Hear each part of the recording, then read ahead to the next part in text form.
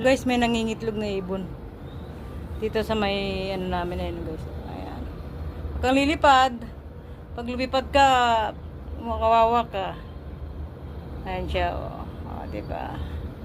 Ayan yung itlog niya na sa ilalim. Krrrr. Ayan siya. Don't fly. Nangingitlog siya. Aba, cute. Cute niya. May itlog sa ilalim. Walang ibang pagpupugaran kasi kundi dito lang. O, diba? Ayan o. Huwag kang lilipad.